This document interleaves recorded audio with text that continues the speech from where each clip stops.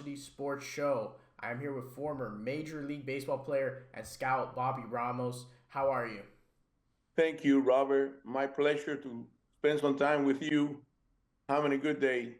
We're talking baseball. Yeah, we're talking baseball. Tell us a little bit about your experience playing and scouting professional baseball. Well, I got signed in 1974 out of high school. I was drafted by the Montreal Expos in the seventh round, and I signed a minor league contract, and I worked my way into the major leagues uh, from 74 to 78. And my fourth year, I made it to the big leagues, and that was a great experience. And also, I made it. The whole family made us real proud and real happy about that. And how about your time scouting? How has that gone? Well, the scouting time was really good.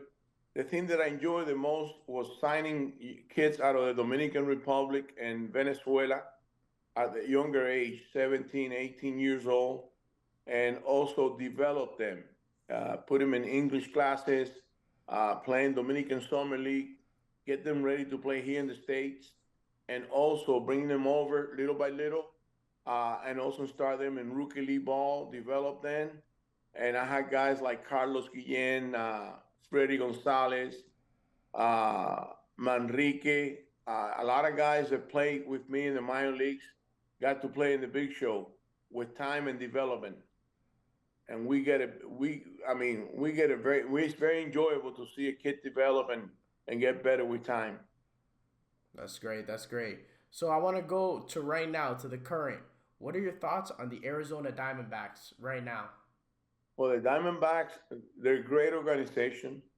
Their last year they really overachieved, and they did a great job against knocking the Dodgers out. Who was, for me, they had the best team, and they still got the best club.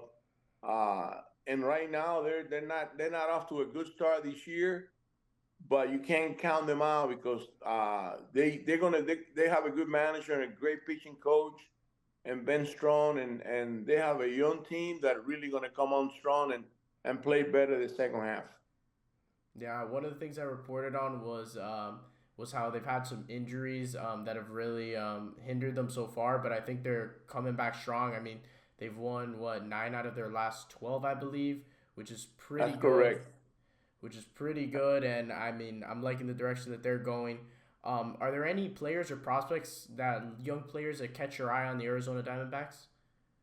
Well, they have a bunch of kids from they have a Venezuelan catcher that is really good and can catch and throw, and they have a great minor league system, and they're developing kids that they won't be ready in 2 or 3 years, but they really do a good job developing young talent and signing those guys.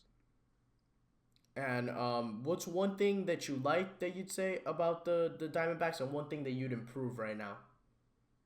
For me, I think they got to stay healthy. That's the biggest thing is to keep your pitching, your starting pitching and your bullpen guys healthy, and be a little more consistent with scoring runs. They had a little bit of problems at the beginning of the year scoring runs and putting good at bats together. But I think they're getting a lot better. But just be a little more consistent in the second half in these two areas. That's going to help them win more games. And I know that you talked a little bit before the show about Houston and how you knew a few guys. What are your thoughts right now on the Houston Astros? The Houston Astros got a new manager this year. Dusty Baker retired last year, and they got off to a really slow start. They starting to play a little bit better. They have some injuries like you mentioned before, and they're starting pitchers. They're starting to come back, and they're healthy now. So they're starting to play much better. So I look for them to do a much better job on the second half. Berryman, the third baseman, is struggling a little bit, but I think he's coming. He's coming on a little much better the last few games now too. And are there is there anybody who catches your eye that you think can really step up and really help possibly make a playoff run this year? The Philadelphia Phillies, for me, is it's the hottest team in baseball right now. It seems to be like they can't lose a ball game with Price with Bryce and Real Muto and Rojas. I mean, they got so many weapons over there. And there's a left-handed pitcher Suarez from Venezuela that he's like 9-0 his last 10 star, and his ERA is like, and his last he's breaking all kinds of records. This kid is done an unbelievable job. Left-hander kid by the name Suarez for the Red Sox for the Phillies. So you think the Phillies are your favorite to win it all this year? Yes, I will pick the Phillies right now. And Yes, sir. um, and I'm gonna guess part of it is gonna be the as a result of the division being a little bit soft at the bottom with the Marlins especially. Well, Atlanta is there. The Braves are there. Yeah, They're the Braves are strong. strong. The Mets, they spend some money, but they haven't play up to their potential. They're still, they have some good games, and then they've been inconsistent. That's one thing they need to really step up and do a better job. And the Marlins, they won 9 games out of the last, I want to say the last 15, and their starting pitching has gone better. They need to score more runs. They wasted a lot of good starting pitching, and their bullpen is a little shaky too. Their bullpen is shaky right now. But the biggest thing for the Marlins is to score more runs consistently as a team. Yeah, Yeah, there's a lot of low batting averages in that lineup. If Fortes, the catcher, the kid that came from Tampa, they're hitting in like a buck 60, a buck 70. Chisholm is hitting, I think, 250. De La Cruz is around 250. Bell is low. Burgers is he just got back from the DL. He was struggling. He's been struggling too. So they wasted a lot of good pitching lately, but they won 9 games, 9 out of the last 15 games, I think. So they play a little bit better. They just got off to a really bad start, so now it's hard to catch up, especially with the Phillies and the Braves that are playing so well. no. And those guys don't they hardly ever lose anymore. I mean, I think what one of the things is that I mean when you gave up Arias, I think you gave up the season because he's on a tear now. I mean, since joining the Padres, he's batted 450 since joining He's them. Yeah, personal myself, I have a problem walking away from that guy. That guy he's going to be on base. He's going to put the ball in play. He's going to drive in some runs. He's going to steal some runs. He can play second. He can play first. He can play anywhere, and he's a fire plug. He can beat you bunting. He can beat you at a hit or run. Also, he's got some pop. And the thing about Luis Arraez, they compare all his stats with the same amount of bats to Tony Wynn after I think the first 4 or 5 years, and their numbers they're equally the same, and that tells you a lot about the kid, how good Luis Arraez is when they're comparing his number with a guy like Tony Wynn, is a Hall of Famer and probably one of the best pure hitters in baseball. So no, they talk about a rise that doesn't hit home runs, blah blah blah blah blah. They talk about hard hit. I don't care about that. Guy gets hits, drives in runs, score runs, and people he brings a lot of energy to the club, and he's very positive. He's a great teammate. It's like I say, it's really hard for me to walk away from a guy like that. Yeah, I mean that was I mean it seemed to have certain consequences on the team because I mean as soon as he went to a better location, I mean he was already hitting like 400 past his initial slump, but then he went and upped it to 450 in the next small time period. So yeah, I mean, what are your thoughts on Houston? They have a huge series right now. coming up against I believe starting tonight against the Mariners. Well, actually, during the rubber match of the series. What do you think about their series that they've had? They've lost the first two games against a tough Mariners team. What do you think about this series? They need to step up, and you got to beat those good teams. It's baseball this year is very competitive. You gotta step up and be consistent. That's gonna hurt them. Uh, Not being consistent. They had a little bit of run there where they were playing well, and it looked like they were coming back to be like the old Astros. They need to be more consistent with their wins and how they go about their job. About scoring runs, about pitching deep into the game with a starting pitcher, about the bullpen holding their own. So you got to be a little more consistent with all that stuff, and that's going to help them win more ball games. Yeah, I'd say so. I mean, the pitching looked good, only giving up 4 and 3 runs, but the thing is, they only scored 2 runs in their first 2 games, and now they uh they have 2 more games left in the series actually today and tomorrow. Yeah. Hopefully, they can split it there and come back to their Yeah. old form. The guy Abreu, the first baseman, Yeah, who's the guy that they were counting on it to be a big part of this offense. After 10 years in the big leagues with some good numbers with the White Sox and also last year with he got sent down. He got sent down yeah. to the minor leagues, and it's very unfortunate that happens. That was a kind of big surprise for me that a guy that with those type of numbers and his track record.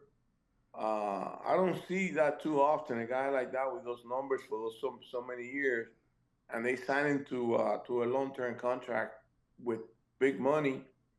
Uh, gets sent down to AAA. That's kind of surprised me. You know, Guys sometimes gonna struggle, and he's gonna hit. The guy's been hitting all his life. Just a matter of time. So for me, I don't stand him down. I might bench them a little bit. I get him in and out. Try to match him with some guys that he might have a better chance. Maybe some lefties and play the other guy against the righties. I do something to help him out. But that guy's gonna hit. He's got to hit. He's not that old either. He's in his late 30s, but still he's healthy. He don't have any injuries. So I hope he works his way back up. He's a good guy. Certainly, I covered that as well. He was getting sent down. He had a pretty bad start to the year, but he's supposed to be back hopefully next week. They're saying that he could come back. Maybe even at the end of this week, but they are hoping to give him more opportunities in AAA before sending him back up. But I mean, it's a way to deal with it, but it's never a perfect situation when somebody gets off to a really poor start. You're gonna have criticism no matter which way you deal with it, of course. Yeah, normally a guy like that with his track record and all those years that he has in the big leagues with those numbers, that normally they don't send those guys down unless they work a deal with the guy that say, listen, I don't mind get sent down. I need some at bats. I need to go. I need to get down there to AAA, wherever he goes, Double A, and work my swing out of this slump. Get some at bats, slow down the game, and get back. Get back into rhythm and get back to where I belong with my swing and all that stuff. So I hope it works out for him. Abreu, he's good people. I like Houston. Houston's got a great organization. I worked for them a while back. I worked in the minor leagues and all over the minor league system, and they do a great job developing players. They're a good organization. So hopefully this thing can work out for them too. Thank you. And so one of the things that I was looking for with the Diamondbacks is looking forward to more consistency after dropping a couple to the Marlins. I understand the Marlins were hot, but the bats even for the Marlins did not show up that series yet. The Marlins were able to steal 2 of 3 from them. Now Diamondbacks just came off a series where they scored 1 and 2 runs against the Rangers, losing today and actually yesterday. What do you think could really help them moving forward to try and climb to 500 and then above that possibly to a playoff run? Well, they're the good thing about it is their pitching is keeping them in the game. They're not getting blown out. They're losing 3-1, 4-2, low scoring games. So when that happens, you concentrate on getting your hitters in track. Get better at bats, more quality at bats, work out the counts. Let's get some more guys on base. Let's see if hit a run. Let's move runners over. Let's be fundamentally solid. Guy on third base, less than 2 out. Try to drive him in. Do the little things. Not don't swing for the fence. Don't try to hit a 3-run shot. Try to play small ball. Put the ball in play. Keep the ball out of the air. Bear down on the discipline. If they're swinging out of the strike zone, you have to look at the game, and you have to see what they're doing right, what they're doing wrong, and go from there. And the manager and coaches, they know what they're doing and what they need to be done. So it's all up to the players to be more consistent in each at bat. Everybody has to take care of their at bats and their swings, and don't try to overdo stuff. That's when you get in trouble, when you try to do way too much. And so one of the things that I've enjoyed the most about this experience is being able to talk to people who are very experienced in the game, like you. Who's somebody who you've looked up to for part of your life? Someone who you've looked up to, or someone who you thought was experienced in the game, possibly when you were younger, or even now, that you would say was very helpful for you. Well, I have a lot of people. I have a couple of managers that really helped me out when I was really young. One of them is Bobby Cox. I played for him in Venezuela in Barquisimeto and Winterball. This is before I got to the big leagues. Another guy was Felipe Lowe. He managed in the big leagues. I played for Felipe in A ball too, and helped me tremendously. Not only as a ball player, but as a person, and also I got a lot of guidance. How to handle myself off the field, how to carry yourself, you know, on the field and off the field. Uh, how not to take bats personally. He taught me how to separate my offense to my defense. A lot of guys, when they don't hit really well, they take that to the field, and that's the worst thing that can happen. Because now you're really hurting the team. If you're not hitting, catch 400. Make sure the other guy's not getting any hits. Make sure you throw your guys out. Make sure you block the ball. Make sure you call a good game. Make sure you're communicating with your pitching staff, uh, good and regular guys. No situation outs, hitters, and do a good job defensively. And the other guy was Ruben Amaro Senior. That he passed away. He played in the big leagues, and I played for him in winter ball, and really helped me tremendously. I played for Bill Burton, great longtime manager, great manager. He was a former Houston Astros too. I played for Billy Martin, very good manager with the Yankees. I played for Dick Williams, Hall of Famer. Uh, he managed the Oakland A's, and then he managed the Montreal Expos. He won he won in each league World Series. Dick Williams, very awesome, good baseball guy. So I had a lot of good baseball people around me. I had some great teammates with Tony Perez. I played with Pete Rose. I played with Gary Carter, Andre Dawson, Juan Cromartie. I mean, I played with a lot of good players. Ron LaFleur. Ellis Valentine, Tim Raines, Goose Gossage, Ron Guidry, uh, a lot of good players, a lot of good players. So you learn from each of those guys how to carry themselves and how they go about their work every single day to be professional. I stay in the game. I've been in the game 40. I spent 47 years between playing and coaching. So I can't complain. I had a good career. Not a great player, but I got the most out of my talent. I give it all everything I had, and I help the kids. I help a lot of young kids to reach their dream, which is to play in the big leagues. Could you share a memorable moment you had, even though you said that you weren't the best player? Could you share a memorable moment you had about your playing career in the major leagues? Well, my first home run in Yankee Stadium. It was a Sunday against the Milwaukee Brewers, and I hit a two-run shot to win the game against Milwaukee. I mean, right center. I got it. I still got that video. I saved that video I saved that video from that moment. And also, no, I can share some great moments of winter ball, winning the Caribbean Series in Puerto Rico in 80, 83, 84, against some really good teams from the Dominican and Puerto Rico. That was a good series there. I was representing Maracaibo, Águilas del Zulia, and we had a real good ball club. Terry Francona was on that team. Another local kid from Miami, Juan Bustabat, was in that team. Luis Salazar was there. He lives in Wellington. He just retired. Weston. He lives in Weston. He retired. He just retired.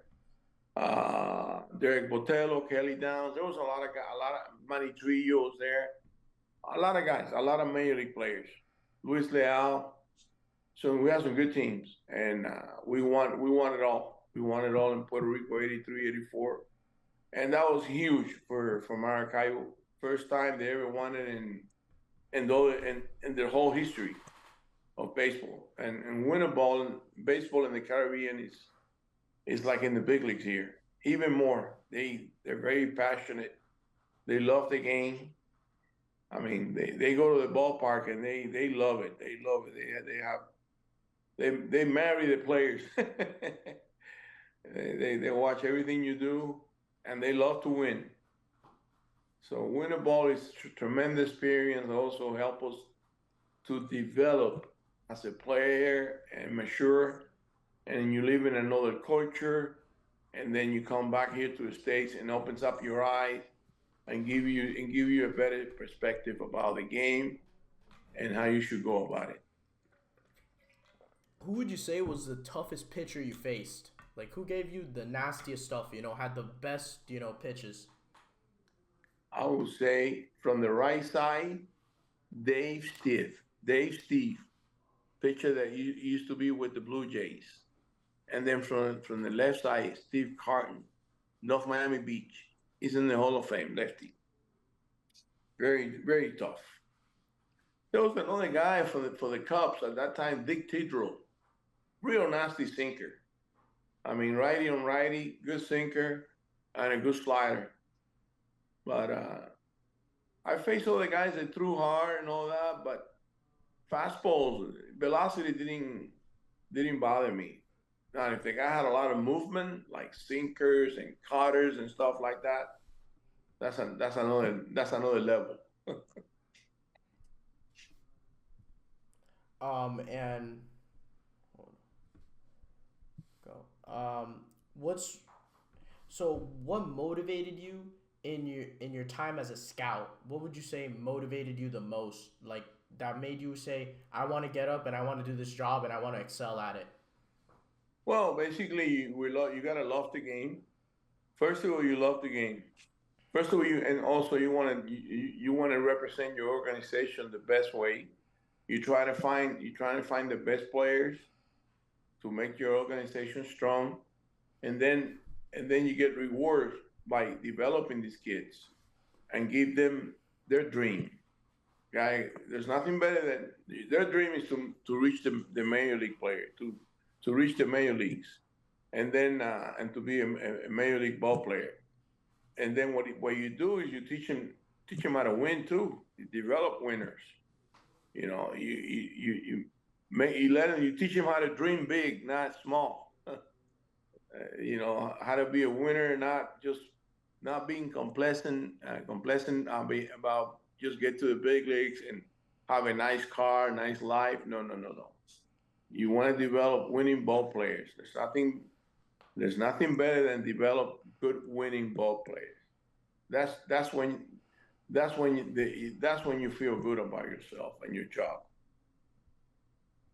So, what advice right now? There might be a few people who might be viewing this, might be listening, that may be aspiring to be major league ball players, or they may be trying to get to the next level. What's one piece of advice that you would give them? You got to work hard. You got to manage your time properly every single day. You know, you got to have time to work out.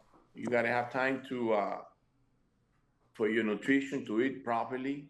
You got to have time uh, to play baseball. You got to make sure you're doing the right things. You have to take your batting practice, your ground balls, whatever. What you know, if you're pitching, playing long toss, you got to be on a program. You got to be on a routine. You got to have a routine, whatever you do, and you got to manage your time properly. Can't waste time, because the thing is, if you don't take advantage of the opportunity now, you're gonna look back 10 years from now. You're gonna be sitting in a seat like I am now, and you're gonna regret it that you didn't do an extra push-up, or you didn't take an extra swing, or you didn't go play that Sunday on that tournament, or you didn't take that advice, or you didn't listen to something that it was important for you to do. You went out and party, you went out and had a great time with your friends, and you didn't put your time and your dedication to be the best. You only get one opportunity, so you got to take advantage of that. Manage your time properly, buddy. For me, that's the key. And be in a consistent routine every single day, whatever you do. Don't shy away from that. Even if the things don't go right, they'll turn around. You gotta trust the process. Everything is a process. You gotta trust it, but you gotta have one.